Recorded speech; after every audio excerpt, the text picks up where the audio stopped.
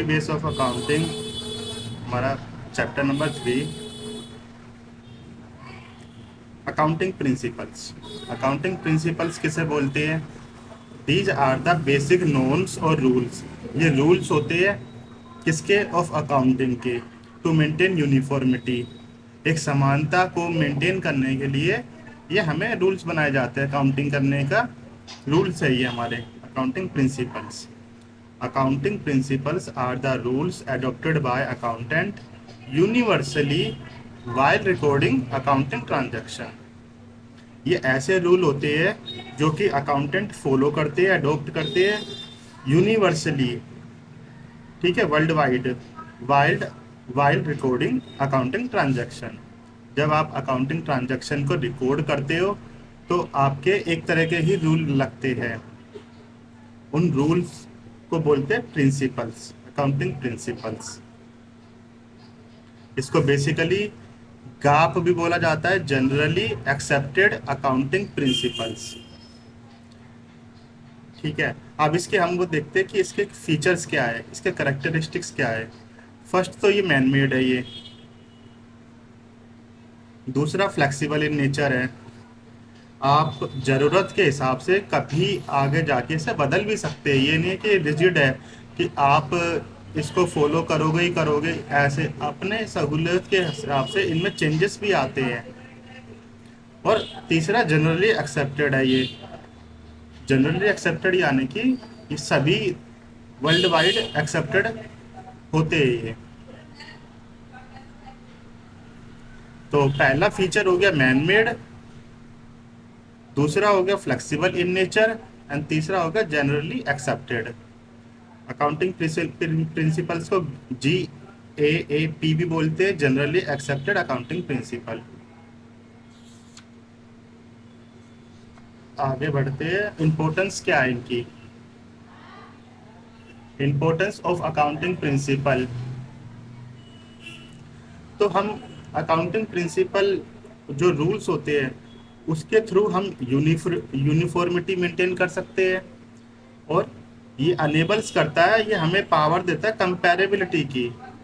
एक तो यूनिफॉर्मिटी आएगी इससे, यानी कि एक समानता, कि इंडिया में जो काम हो रहा है, जिस तरीके से अकाउंटिंग हो रही है, वैसे ही आपका रशिया में भी ऐसी अकाउंटिंग हो रही है, क्योंकि प्रिंसिपल सेम है।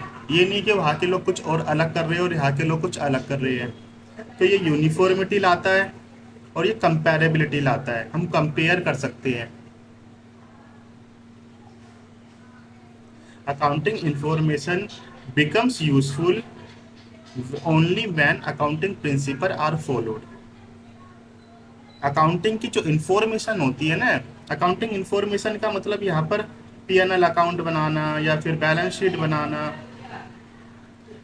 इसको अकाउंटिंग इंफॉर्मेशन बोला जाता है। कि ये जो आप जो बना, एक चीज़ सामने आई हमारे टेबल पे बन के, बैलेंस शीट आई, तो वो बैलेंस शीट जब भी यूज़फुल है जब अकाउंटिंग प्रिंसिपल के अकॉर्डिंग बनाई गई हो, ये नहीं अपने मन मर्जी से बना दी। According to law, according to basic accounting principle को फॉलो करके ही आप जो बनाओगे, अकाउंटिंग इंफॉर्मेशन जो आप क्रिएट करोगे, वो ही यूज़फुल है, बाकी वो इतने नहीं मायने रखती। यहाँ पर अकाउंटिंग प्रिंसिपल दो हिस्सों में बांट दी जाती है। हमारे जो accounting principle, first of all accounting concept and accounting convention. Accounting concept और अकाउंटिंग कन्वेंशंस। अब अकाउंटिंग कंसेप्ट क्या होते हैं वो हम देखते हैं। Accounting concept, these are basic assumption और fundamental accounting assumption which every accountant assumes to be followed by business। Accounting concept का मतलब होता है ये बेसिक अजम्पशन है, और इसको हम बोलते हैं फंडामेंटल अकाउंटिंग अजम्पशन। अजम्पशन का यानी कि यहाँ कुछ मान लेना कि ऐसे करना है, मान लेना, एज्यूम कर लेना, है ना। विच एवरी अकाउंटेंट, सब अकाउंटेंट को एज्यूम कर लेते हैं, है ना, to be followed by the business, जो भी बिजनेस फॉलो करता है। तो अकाउंटिंग कंसेप्ट कुछ नहीं है, फंडामेंटल अकाउंटिंग अजम्पशन ही है। यानी कि हम एक मान लेते हैं कि इस ये जो हमारे बनाए हुए अजम्पशन है, अब वो अजम्पशन क्या है वो अभी हम पढ़ेंगे। तीन तरह के अजम्पशन होते हैं, तीन तरह के अपने अजम्पशन थ्योरी है, जिसमें आपका सबसे पहले आता है गोइंग कंसर्न, फिर consistency assumption, and third one is accrual assumption. Going concern, consistency assumption and accrual assumption. अब फर्स्ट देखते हैं गोइंग कंसर्न एजम्पशन क्या है। गोइंग कंसर्न एजम्पशन में हम मानते हैं कि हमारा बिजनेस चलता रहेगा, हमारा बिजनेस चलता रहेगा, ये हमने एज्यूम कर रखा है। हम जो भी माइंडसेट हम अपना बना कर रखेंगे, इसी हिसाब से गोइंग कंसर्न एजम्पशन के हिसाब से बना कर रखेंगे। हम शॉर्ट टर्म की नहीं सोचेंगे, हम लॉन्ग टर्म की सोच के चलते हैं, इसमें एज्यूम करके चलते, मान के चलते हैं। ठीक है, the business will continue to for a foreseeable future, foreseeable यानी कि लंबा चलेगा, and there is no intention to close the business, और ऐसी हमारी कोई मंशा नहीं है कि बिजनेस को बंद करने की। Distinction between fixed assets and current assets are made because of this concept. और यह कंसेप्ट जब एग्जिस्ट करता है कि हमारा बिजनेस चलता रहेगा, तो आपका फिक्स्ड एसेट्स और करंट एसेट्स का मतलब भी है। नहीं तो अगर आप ये मान लो हमारा बिजनेस नहीं चलेगा लंबा या फिर जो भी है, तो क्या फिक्स्ड एसेट और क्या करंट एसेट, कोई मतलब नहीं रह जाता। फिक्स्ड एसेट्स जो कि हमारे एक साल से ज़्यादा के लिए चलते हैं, करंट एसेट्स जो कि विद इन 1 ईयर एग्जॉस्ट हो जाते हैं, कैश में कन्वर्ट भी हो जाते हैं। तो ये सब चीज़ें जब तो आई कि हम गोइंग कंसर्न एजम्पशन पे चल रहे हैं, हम गोइंग कंसर्न मान्यता पे चल रहे हैं। नहीं तो फिर क्या फिक्स्ड एसेट्स और क्या current assets. Distinction between capital expenditure and revenue expenditure, यानी कि मोटे मोटे खर्चे और छोटे छोटे खर्चे are made because of this concept. अब खर्चे तो हो रहे हैं, ये भी खर्चा है, ये भी खर्चा है, पर ये इसको हम कैपिटल खर्चा बोलते हैं, इसको हम रेवेन्यू खर्चा बोलते हैं। वो जब ही तो हम डिस्टिंक्शन कर पा रहे हैं क्योंकि हम इस अजम्पशन के बिहार पे चलते हैं, हम इस अजम्पशन को लेकर चलते हैं कि हमारा बिजनेस लॉन्ग टर्म चलेगा। तो इसलिए हमने खर्चों को भी दो हिस्सों में बांटा हुआ है, capital expenditure and revenue expenditure. नहीं तो क्या, कुछ भी नहीं, खर्चा खर्चा होता है। अब हमारा जो सेकंड अजम्पशन आ जाता है, that is consistency assumption. Consistency assumption क्या होता है? According to this assumption, accounting practice once selected, accounting practice once selected and adopted, एक बार जिस तरह की अकाउंटिंग प्रैक्टिस आपने सेलेक्ट कर ली और एडोप्ट कर ली, should be applied consistently year year after year, यानी कि हर साल अब आपको वैसे ही करना है। वो आपको बताता है कंसिस्टेंसी अजम्पशन। आप कंसिस्टेंसी मान्यता के अनुसार जब चलोगे, तो आप इस मान्यता के अनुसार ये कहोगे कि जो आपने प्रैक्टिस सेलेक्ट कर ली, आप उसी हिसाब से चलोगे और हर साल आप वही अप्लाई करोगे। For example, method of depreciation. Depreciation हो निकालते हैं हम, डेप्रिसिएशन यानी कि fall in the value of fixed assets. जब फिक्स्ड एसेट्स की वैल्यू में गिरावट होती है, उस गिरावट को हम दो तरीके से निकाल सकते हैं, स्ट्रेट लाइन मेथड और रिटर्न डाउन वैल्यू मेथड। तो अगर आपने एक बार स्ट्रेट लाइन मेथड फॉलो कर लिया डेप्रिसिएशन को निकालने के लिए, तो हर साल आप स्ट्रेट लाइन मेथड ही फॉलो करोगे। यह आपका कंसिस्टेंसी एजम्पशन बताता है। तो आपने return down value method adopt करते हो, तो आपको ईयर आफ्टर ईयर यही फॉलो करना है। Accounting practice can be changed only when, accounting practice change हो सकती है ओनली व्हेन, कब? इफ लॉ रिक्वायर्स, अगर कानून में लिख दिया गया हो, कानून में लिखा हो, कानून उसकी इजाज़त देता हो, तो अकाउंटिंग प्रैक्टिस आप उसकी चेंज कर सकते हैं। इफ़ एएस रिक्वायर्स, एएस का यहाँ पर आपका आता है accounting standard.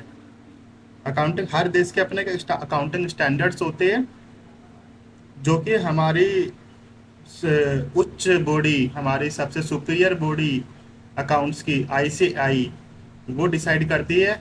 Institute of Chartered Accountant of India, आप अगर उसमें अकाउंटिंग स्टैंडर्ड में चेंज आता है तो आप अपने भी अकाउंटिंग प्रैक्टिस में चेंज ला सकते हो। तभी या तो लॉ में चेंज आया हो, या एएस में चेंज आया हो, या फिर for better presentation of financial statement, आपको एक अच्छी स्टेटमेंट की प्रेजेंटेशन करनी है, तब आप चेंज ला सकते हैं अपने अकाउंटिंग प्रैक्टिस में, वरना नहीं।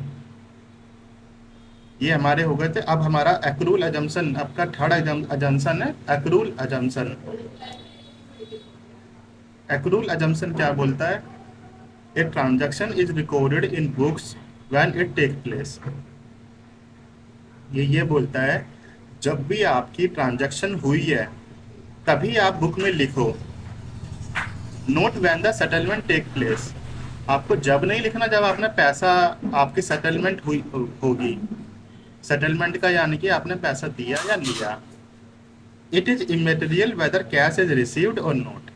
ये इमेटेरियल होता है कि आपका कैश रिसीव्ड हुआ या नहीं हुआ, वो बात की बात है। या सिमिलरली कैश इज पेड और नॉट, कैश आपको पेड हुआ या नहीं हुआ, या कैश आपने पेड करा या नहीं करा, वो बाद की बात है। पर जिस दिन ट्रांजैक्शन हुई उसी दिन आपको ये रिकॉर्ड करना है। तो इसका मतलब यही है। एक्रूल एजम्पशन हमें क्या बोलता है? A transaction is recorded in books when it takes place. जब भी कोई ट्रांजैक्शन अगर हो गई तो बुक में रिकॉर्ड कर दो, बुक में रिकॉर्ड कर दो। Not when the settlement takes place, हमें जब नहीं करनी है जब सेटलमेंट हो जाए। यानी कि आज हम कोई सामान बेचते हैं, हमने सेल करी, पैसा आया नहीं आया, हमने क्रेडिट सेल करी, वो बात की बात है, पैसा बाद में आएगा। ये नहीं जब पैसा आएगा हमारा डेटर हमें पैसा देगा तब हम उसको रिकॉर्ड करेंगे, नहीं। हम उस ट्रांजैक्शन को उसी टाइम पे रिकॉर्ड कर लेंगे, हमने सेल कर दी। ठीक है। It is immaterial whether cash is received और not, similarly cash is paid और नॉट। आगे बढ़ते हैं। ये कुछ एग्जांपल है एक्रूल अकाउंटिंग एजम्पशन। जैसे परचेज ऑन क्रेडिट, हमने क्रेडिट पे परचेज करा, और आपका सेल्स ऑन क्रेडिट, हमने क्रेडिट पे सेल कर दी। ऑडिट फीस है, ऑडिट हो गया आपका लेकिन फीस अभी दी नहीं है। डेप्रिसिएशन आपने नोट कर लिया है ना। इंश्योरेंस एक्सपेंस है, बहुत सारी चीज़ें, मतलब जो भी आपकी ट्रांजैक्शन है जो भी हो रही है ना, तो वो रिकॉर्ड कर लो। अब पैसा आ रहा है जा रहा है कुछ भी हो रहा है वो बात की बात है, वो बाद में देखेंगे, लेकिन ट्रांजैक्शन उसी टाइम पे रिकॉर्ड होगी। उसको हम बोलते हैं एक्रूल एजम्पशन। तो आपका ये जो अकाउंटिंग कंसेप्ट के 3 एजम्पशन थी, गोइंग कंसर्न, एक्रूल और कंसिस्टेंसी, ये आपके तीनों हो गई है। अब हमारा जो था अकाउंटिंग प्रिंसिपल में अकाउंटिंग कन्वेंशन बट रहा था, देखो ना। अकाउंटिंग कंसेप्ट से तो हमारे अकाउंटिंग कंसेप्ट से 3 एजम्पशन निकलती है। Fundamental accounting assumption, accounting concept को हम फंडामेंटल अकाउंटिंग एजम्पशन भी बोलते हैं ना। तो इससे हमारे 3 एजम्पशन निकलती है, गोइंग कंसर्न, कंसिस्टेंसी, एक्रूल। अब हमारा आता है अकाउंटिंग कन्वेंशन। कन्वेंशन का मतलब क्या होता है? कन्वेंशन का मतलब होता है ट्रेडिशनल, यानी कि प्रथा। These are the outcomes of accounting tradition, practice or principle being followed by business over a period of time. Accounting convention का मतलब ये होता है कि हम जो सालों से जो प्रैक्टिस करते आ रहे हैं या जो प्रिंसिपल्स हम फॉलो करते आ रहे हैं, तो बस यही होता है accounting convention. These are the outcomes of accounting tradition. जो आउटकम आता है निकल के अकाउंटिंग ट्रेडिशन को फॉलो करके, अकाउंटिंग प्रैक्टिस या अकाउंटिंग प्रिंसिपल्स को फॉलो करके, जो हम सालों से फॉलो कर रहे हैं, जो एक प्रथा चलती आ रही है कि हमें ऐसे ही करना है, तो जो आउटकम आया उसे हम बोलते हैं अकाउंटिंग कन्वेंशन। बस ये यहाँ तक खत्म। अब हमारे अदर्स में अकाउंटिंग प्रिंसिपल्स और भी है, वो हम देख लेते हैं। बेसिकली ये 10-11 है, 12 है, 12 जो अकाउंटिंग प्रिंसिपल्स है हमारे, 12 है अदर्स में। अभी जो हमने अकाउंटिंग प्रिंसिपल्स देखे, अकाउंटिंग आपने देखी जो, उसमें 3 एजम्पशन देखी। अब ये आपके अलग प्रिंसिपल्स है, ये देखते हैं। अकाउंटिंग एंटिटी और बिजनेस एंटिटी प्रिंसिपल, इसका नाम है अकाउंटिंग एंटिटी और बिजनेस एंटिटी प्रिंसिपल। ये प्रिंसिपल क्या बोलता है? प्रिंसिपल यानी कि rules, set of rules. In the principle, in this principle, in this principle accounting is done from business point of view. ये हमें ये बोलता है कि accounting business point of view से की जाएगी। ये हमें ये बताता है कि कोई ओनर है हमारा और हमारा बिजनेस है, दोनों अलग अलग है। ये बताता है हमारा अकाउंटिंग एंटिटी या बिजनेस एंटिटी प्रिंसिपल, दोनों सेपरेट है, ये सेपरेट। अगर ओनर बिजनेस के अंदर कैपिटल लगा रहा है ना, ये कैपिटल लगा रहा है, तो वो बिजनेस के लिए लायबिलिटी है। वो कैपिटल ओनर की तो कैपिटल हो गई, ओनर की तो कैपिटल हो गई, लेकिन बिजनेस की लायबिलिटी हो गई, बिजनेस के लिए लायबिलिटी हो गई वो।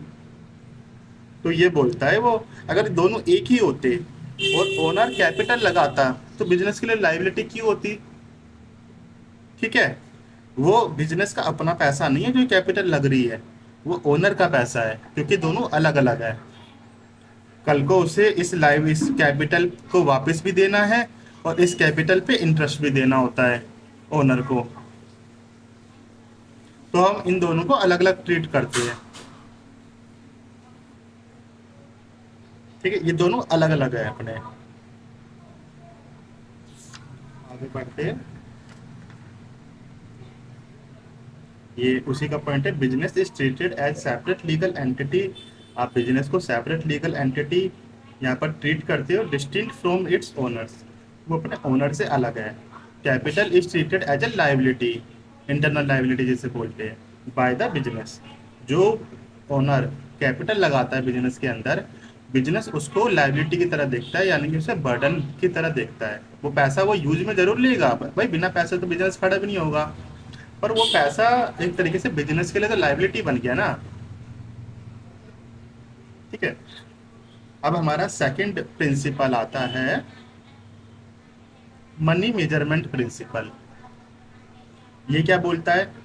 Transaction and event can't be expressed in terms of money are, oh sorry, can be expressed in terms of money are recorded in the books of account. एक ignores qualitative element।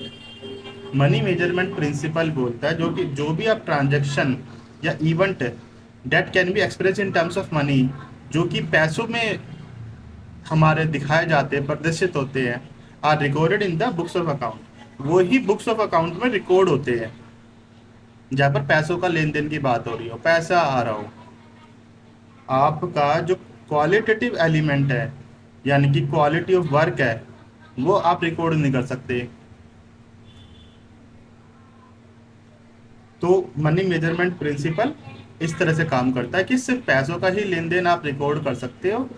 Transaction in event, जो भी transaction या event हुआ, जो भी हम express कर सकते हैं पैसों में।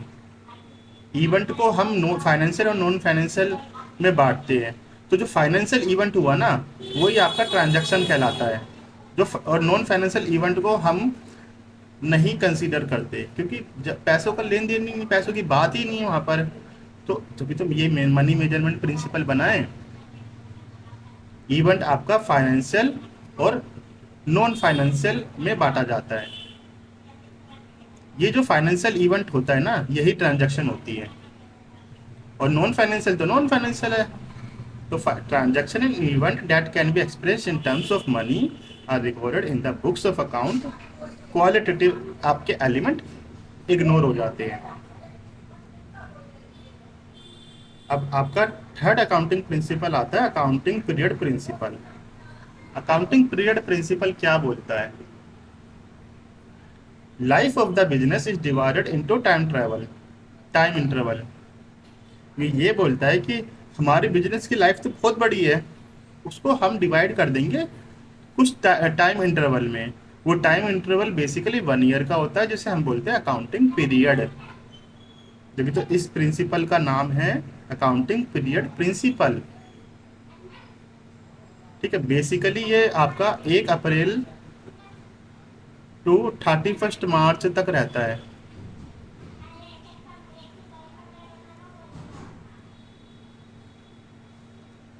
At the end of which income, अब जब अकाउंटिंग पीरियड का एंड होता है तो हम P&L अकाउंट बनाते हैं जिसे हम बोलते हैं इनकम स्टेटमेंट, और पोजीशन स्टेटमेंट बनाते हैं जिसे हम बोलते हैं बैलेंस शीट। समझ आया? अकाउंटिंग पीरियड प्रिंसिपल क्या है?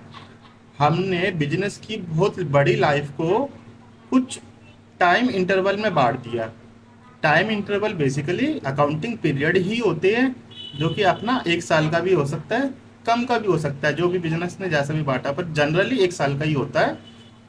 उसके अंत में हमें इनकम स्टेटमेंट बनानी होती है, जिसको हम P&L अकाउंट बोलते हैं, और पोजीशन स्टेटमेंट भी बनानी होती है, जिसे हम बैलेंस शीट बोलते हैं। बस। अब हमारा फोर्थ आता है principle, full disclosure principle. Full disclosure principle क्या बोलता है? All the significant information should be disclosed in the financial statement. Financial statement का मतलब है यहाँ पर income statement and position statement, इन दोनों को कंबाइन कर दो तो आपका फाइनेंशियल स्टेटमेंट बनती है। तो ये कहता है कि सारी जरूरी बातें, सारी जरूरी इंफॉर्मेशन रिलेटेड टू बिजनेस आपको डिस्क्लोज्ड यानी कि प्रदर्शित करनी है, आपको दिखानी है इन द फाइनेंशियल स्टेटमेंट में। जब आप P&L अकाउंट बनाओगे, बैलेंस शीट बनाओगे, तो सब कुछ आप वहाँ पर शो करोगे, कुछ छुपाना नहीं है। Example, contingent liability. Contingent liability हमारी एक तरीके से एंटीसिपेटेड लॉसेस होती है। अब एंटीसिपेटेड लॉसेस क्या होते हैं? यानी कि अनुमान लगाना, अनुमानित लॉसेस, अनुमानित नुकसान हम कई बार एंटीसिपेट भी करते हैं। ठीक है, उसको हम बोलते हैं कंटिंजेंट लायबिलिटी। तो उसको भी हम फुटनोट के अंदर दिखा देते हैं। बैलेंस शीट बनाएंगे, उसके नीचे कहीं दिखा देंगे, तो दिखाएंगे जरूर, क्योंकि ये प्रिंसिपल यही बोलता है, फुल डिस्क्लोजर प्रिंसिपल। ये तो एक एग्जाम्पल था, बाकी कुछ नहीं छुपाना, सब चीज लिख देना है। Materiality principle. अब हमारा 5th प्रिंसिपल आता है मटेरियलिटी प्रिंसिपल। वो क्या बोलता है? Material means importance item. Important item को मटेरियल कहते हैं। हैविंग सिग्निफिकेंट इफेक्ट और रिलेवेंट टू द यूजर। जो भी आपका सिग्निफिकेंट इफेक्ट हो उसका और यूजर के लिए रिलेवेंट हो, उसको हम बोलते हैं मटेरियल चीज, मटेरियलिस्टिक चीज। तो उसको भी हमें डिस्क्लोज करना है, यानी कि शो कर देना है, छुपाना नहीं है। अब मटेरियलिस्टिक चीज आपके लिए क्या है? जो भी इंपॉर्टेंट आइटम है बिजनेस में, बिजनेस के लिए जो इंपॉर्टेंस होते हैं, जिसका एक इफेक्ट है, एक सिग्निफिकेंट इफेक्ट है, या फिर यूजर के लिए, यूजर यानी कि ओनर, उसके लिए यूजर, सिर्फ ओनर नहीं और भी तो यूजर होते हैं, जो कि हमने पहले पढ़े थे। ठीक है, हमारे एम्प्लॉयज भी यूजर है, हमारे बैंक भी हमारा यूजर है। ठीक है, जैसे हमने लोन ले रखा है, हमारे क्रेडिटर, हमारे डेटर सब हमारे यूजर है, इन्वेस्टर हमारे यूजर है। तो ये सब हर एक चीज के लिए, यूजर के लिए जो रिलेवेंट हो, आप डिस्क्लोज कर दो। अब आता है आपका प्रूडेंस और कंजर्वेटिव प्रिंसिपल। प्रूडेंस और कंजर्वेटिव प्रिंसिपल, कंजर्वेटिव प्रिंसिपल या प्रूडेंस प्रूडेंस यानी कि समझदार व्यक्ति, और कंजर्वेटिव प्रिंसिपल, कंजर्वेटिव का मतलब अपनी सोच को थोड़ा कम ही आंकना। अभी मैं बताता हूँ। डू नॉट एंटिसिपेट प्रॉफिट, यानी कि आप प्रॉफिट को बढ़ा चढ़ा के मत सोचो कि होगा, but provide for record all possible losses, पर हर पॉसिबल लॉसेस के बारे में सोचो जो हो सकता है। उसको हम बोलते हैं कंजर्वेटिव सोच। तो कंजर्वेटिव सोच हमें बोलती है एक समझदार व्यक्ति हमेशा कंजर्वेटिव सोच के साथ ही चलना चाहिए। ये रियल लाइफ में भी देखो ऐसे ही होता है, ज़्यादा अपने आप को बढ़ा चढ़ा के नहीं बनाना चाहिए। क्या पता आगे जाके लॉस हो जाए। तो बिजनेस हम इसी प्रिंसिपल पे चलता है, प्रूडेंस और कंजर्वेटिव प्रिंसिपल, जिसमें हमें प्रॉफिट को एंटिसिपेट नहीं करना है, अनुमान नहीं लगाना हमारा इतना प्रॉफिट हो जाएगा तब की तब बात है, लेकिन हमें पहले से अपने नहीं बोलना, ना सोचना उसके बारे में। हमें हर पॉसिबल लॉस के बारे में सोचना है। ठीक है। एक अच्छा सा एक एग्जांपल, सिंपल सा एग्जांपल इसका, जैसे एक रिंकू नाम का बंदा और उसकी मम्मी है। ये घर आता है और उसकी मम्मी बोलती है कि बेटा टेस्ट कैसे गया। अब भले रिंकू के 90 आ जाएंगे आउट ऑफ 100, पर वो अपनी मम्मी को बताएगा 85। अगर 80 आएंगे तो वो 75 बताएगा, 70 आएंगे तो 65 बताएगा। तो इसे बोलते हैं हम कंजर्वेटिव सोच, कंजर्व रहना। आगे बढ़ते हैं। इसके एग्जाम्पल भी है, जैसे कि creation of provision for doubtful डेब्ट, यानी कि पीडीडी बना के रखना। पीडीडी हमारा एक तरह का रिजर्व होता है, उसको क्रिएट करके रखना, यानी कि कल को कोई डेटर हमारा पैसा नहीं देता तो हम यहाँ से पैसा निकाल सकते हैं। यानी कि एक तरीके से गुल्लक है जिसमें हम अलग से पैसा रखते हैं, अपने अपनी सेविंग प्रॉफिट को रखते हैं। तो कंजर्वेटिव इंसान होगा जो कल की सोचेगा तो वही तो बनाएगा। क्लोजिंग स्टॉक, क्लोजिंग स्टॉक जो कि unsold good at the end of accounting period. Closing stock हम उसे बोलते हैं जो कि वो माल जो हमारा बिका नहीं है, अकाउंटिंग पीरियड खत्म हो गया पर वो माल अभी भी हमारे स्टॉक में है, उसे हम बोलते हैं closing stock. Is valued at cost और मार्केट प्राइस, या तो उसको उसकी जो वैल्यू निकालोगे ना तब, या तो उसके कॉस्ट पे निकालो या उस मार्केट प्राइस पे निकालो, विच एवर इज लोअर, जो भी लोअर चल रही होगी उस समय, जो भी कम चल रही होगी। अगर कॉस्ट कम चल रही है तो कॉस्ट पे निकलेगा उसका क्लोजिंग स्टॉक की वैल्यूएशन, और मार्केट प्राइस अगर कम चल रहा है तो मार्केट प्राइस की वैल्यूएशन, जो क्लोजिंग स्टॉक की वैल्यूएशन निकलेगी वो मार्केट प्राइस पर निकलेगी अगर वो लो चल रही है उस समय।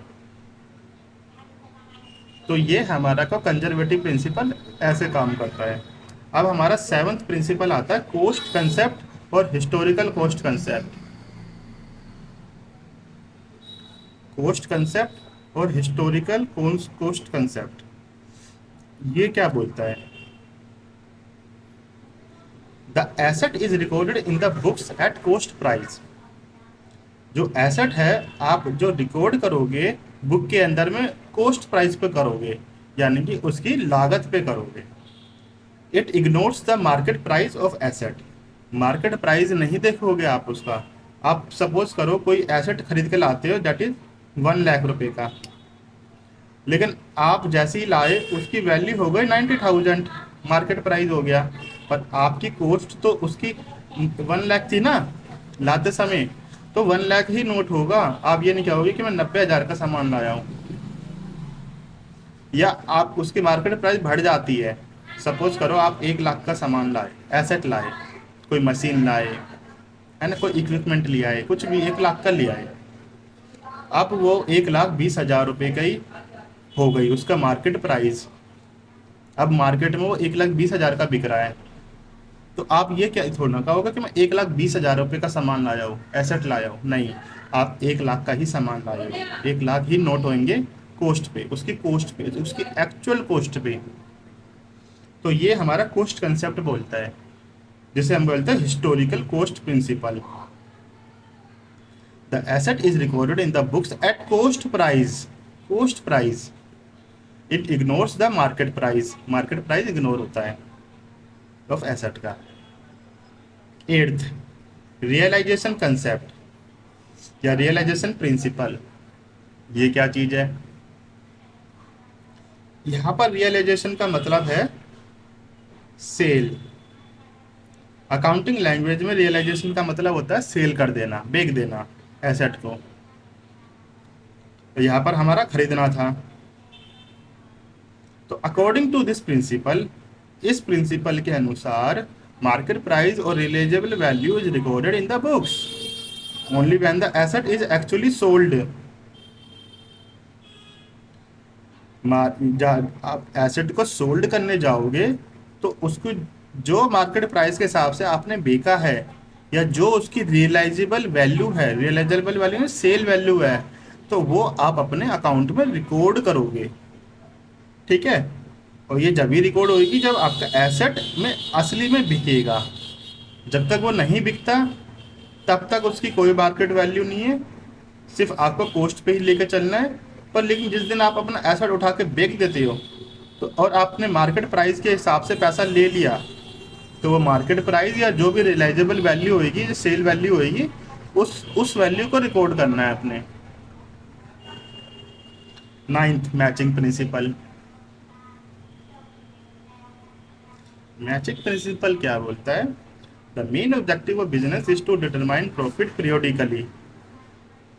दो मेन उद्देश्य, मेन आपका ऑब्जेक्टिव होता है ना बिजनेस का, वो होता है प्रॉफिट निकालना पीरियोडिकली, प्रॉफिट पता लगाना। According to this principle, expenses incurred to earn the revenue should be recognised as expense in the same year. इसका ये मतलब है कि जो भी आप रेवेन्यू करने के लिए खर्चा करते हो, देखो बिजनेस करने के लिए खर्चा होता है, तो वो खर्चा उसी साल, जिस साल हुआ उसी साल रिकॉर्ड होगा, उसी अकाउंटिंग पीरियड में रिकॉर्ड होगा। जिस अकाउंटिंग पीरियड में आपने वो इंकर्ड करा, रिकॉग्नाइज्ड करा, तो उसी इंकर्ड करा तो उसी अकाउंटिंग पीरियड में रिकॉग्नाइज्ड होगा। रिकॉग्नाइज्ड मतलब रिकॉर्ड होगा। तो मैचिंग प्रिंसिपल यही कहता है कि इसी से तो हमारा निकलेगा। जैसे हमारा एक अकाउंटिंग पीरियड है, अकाउंटिंग पीरियड, इसी अकाउंटिंग पीरियड में हमने प्रॉफिट बनाने के लिए काफ़ी सारे खर्चे भी करे, रेवेन्यू जनरेट करने के लिए। ठीक है, अब हम वो खर्चे अगले साल नोट करेंगे तो उसका तो कोई सेंस नहीं बनता ना। और हम कहेंगे कि भाई हमारे 2025 से लेकर 2026 का जो अकाउंटिंग पीरियड था, हमने प्रॉफिट कमाया सपोज करो 1 लाख रुपए, और जो 1 लाख कमाने के लिए आपने खर्चे करे और उन खर्चों को आप आगे वाले अकाउंटिंग पीरियड में नोट करो, तो कोई सेंस नहीं बनता ना। वो उसी अकाउंटिंग पीरियड में ही रिकॉग्नाइज होंगे, रिकॉर्ड होंगे खर्चे। For example, depreciation is recorded due to this principle. तो डेप्रिसिएशन भी आपका हर साल निकाला जाता है और उसको लिखा भी जाता है। Adjustment of prepaid expenses and outstanding expenses is made due to this principle. तो जो आपका प्रीपेड एक्सपेंसेस यानी कि ऐसे खर्चे जो कि आपने प्रीपेड में कर दिए, पहले ही कर दिए, या फिर आपके वो खर्चे जो कि अभी आपने पे नहीं करे, वो भी आपका उसी अकाउंटिंग पीरियड में लिखे जाएंगे।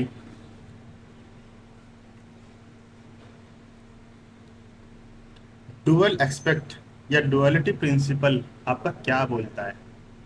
ये हमारा 10th प्रिंसिपल आपका आ जाता है। Every transaction has to expect. हर एक ट्रांजैक्शन के दो रूप है, debt one is debit, second one is credit. इसका mathematical formula asset equals to liability plus capital. अगर आपको एसेट निकालना है तो लायबिलिटी में कैपिटल प्लस कर दो, एसेट आ जाएगा। ठीक है, इस चैप्टर नंबर 5 में काफी काम आएगा। वहां पर डुअलिटी प्रिंसिपल काफी यूजफुल है। हर ट्रांजैक्शन के दो रूप होते हैं, और दो रूप में से पहला रूप है डेबिट, दूसरा रूप है क्रेडिट। 11th प्रिंसिपल है हमारा रेवेन्यू रिकॉग्निशन प्रिंसिपल। रिकॉग्निशन यानी कि रिकॉर्ड करना, रेवेन्यू रिकॉग्निशन प्रिंसिपल या accrual. Revenue is recognised in the period in which it is earned. तो रेवेन्यू को भी हमें रिकॉर्ड करना है उसी पीरियड में, उसी अकाउंटिंग पीरियड में, जिस अकाउंटिंग पीरियड में वो कमाया गया है, irrespective of the fact whether it is received और नॉट। हमें ये नहीं देखना कि वो रेवेन्यू यानी कि कैश हम पे आ गया है या नहीं आया है, वो रेवेन्यू हमें रिकॉर्ड करना है उसी अकाउंटिंग पीरियड में जिस अकाउंटिंग पीरियड में वो हुआ है। उसको हम बोलते हैं revenue recognition principle. 12th, verifiable objective principle. Verifiable objective principle क्या बोलता है? According to this principle, transaction is recorded on the basis of evidence. Transaction आपकी एविडेंस के बेस पे रिकॉर्ड होगी। एग्जाम्पल इनवॉइसेस और बिल्स।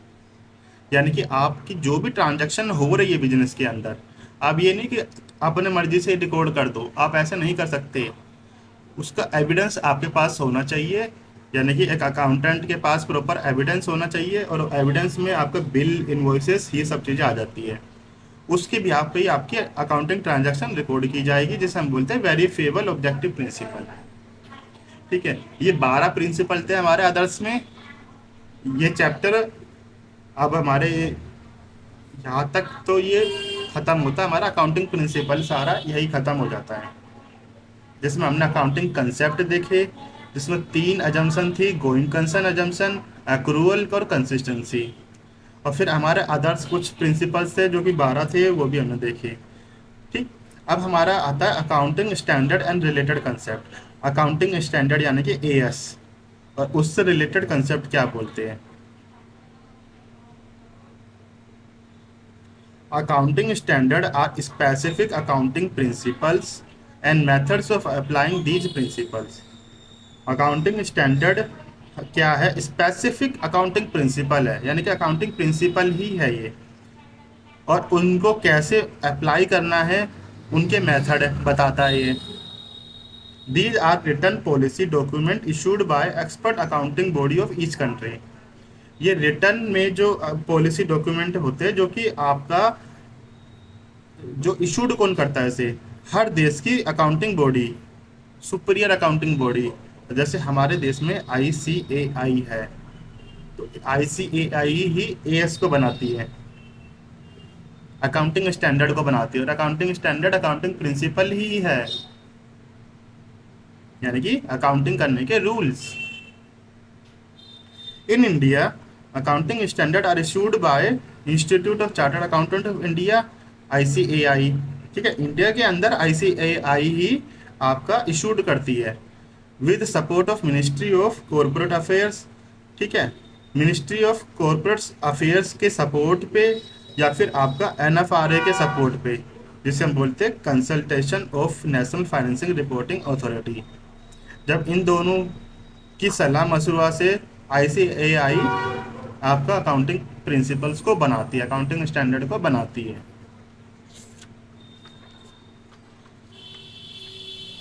एडवांटेजेस क्या है एएस के? एएस के एडवांटेजेस है स्टैंडर्डाइजेशन, यानी कि यूनिफॉर्मिटी। ये यूनिफॉर्मिटी लाता है, समानता लाता है, कंपेरेबिलिटी लाता है, हम कंपेयर कर सकते हैं, और reduction in scope of window dressing. Window dressing को कम करता है। विंडो ड्रेसिंग यानी कि झूठे तत्व दिखाना, फेर बदल करना। तो हमारा अकाउंटिंग स्टैंडर्ड जो होता है इस हिसाब से डिजाइन होता है कि आप विंडो ड्रेसिंग नहीं कर सकते। In the year 1970 international accounting standard IAS was introduced. 1970 में IAS आया। ठीक है, IAS यानी कि international accounting standard, international AS आया। फिर उसके बाद सन 2000 में IAS was converted into international financial reporting standard. फिर ये बन गया IAS, बन गया आपका IAS, बन गया आपका IFRS, international financial reporting standard. तो इंडिया के पास 2 ऑप्शन थे। India had 2 option, that is either to adopt IFRS, या तो वो IFRS अडॉप्ट कर ले, जो कि पूरा वर्ल्ड, पूरा यूनिवर्सल जो है उसके हिसाब से चले, या फिर अपने अकाउंटिंग स्टैंडर्ड को कन्वर्ज कर ले विद आईएफआरएस, यानी कि आईएफआरएस की कुछ अच्छी बातें उठा ले और कुछ अपने देश के हिसाब से मनु अपना उसमें फेरबदल करके कुछ लॉन्च कर दे। तो इंडिया ने कन्वर्जन का मेथड चुना उस समय, और आईएफआरएस को कन्वर्ज करके तो आप बना दिया इंड एएस। तो आईएफआरएस ना फॉलो करते हुए, प्रॉपर आईएफआरएस ना फॉलो करके इंडिया फॉलो करता I Ind AS, I N Indian accounting standard. ठीक है। अब बेनिफिट्स क्या है कन्वर्जन के? It improves investor confidence, investor का कॉन्फिडेंस बढ़ाता है ये, इन्वेस्टर का कॉन्फिडेंस बढ़ाता है, ग्लोबल कंपैरिजन ईजियर बनाता है, क्योंकि हमने इसमें ज़्यादातर तो आईएफआरएस से ही जो है चीज़ें उठाई है, कुछ फेरबदल करके हमने अपने देश के हिसाब से ये लॉन्च करा है। तो ग्लोबल कंपैरिजन ईजियर हो जाता है कि जो पूरे ग्लोब में, पूरे वर्ल्ड वाइड जो जैसे काम हो रहा है, अकाउंटिंग हो रही है, उससे हमारे अकाउंटिंग ज़्यादा अलग नहीं है, तो कंपैरिजन ईजियर बन जाता है। Group consolidation is possible. अब ग्रुप कंसोलिडेशन पॉसिबल है से, यानी कि जैसे एक कंपनी है, पेरेंट कंपनी, और उसकी कई सारी सब्सिडरी है, ठीक है, कई सारी सब्सिडरी है, वो अलग अलग कंपनियां बना के बैठी है। एक टाटा का एग्जांपल ले लो, टाटा है, तो टाटा ग्रुप के अंदर कितनी सारी कंपनियां आती है, तो ग्रुप कंसोलिडेशन इज पॉसिबल। तो ये पूरा ग्रुप वाइज एक करके भी आप दिखा सकते हो, ये नहीं कि आप इसकी अकाउंटिंग अलग, इसकी अकाउंटिंग अलग, वो तो अलग अलग होएगी, लेकिन ग्रुप कंसोलिडेशन भी आप कर सकते हो। आईएनडीएएस के बेनिफिट है, ये कन्वर्जन करा था ना उसके। तो ये चैप्टर यही खत्म होता है।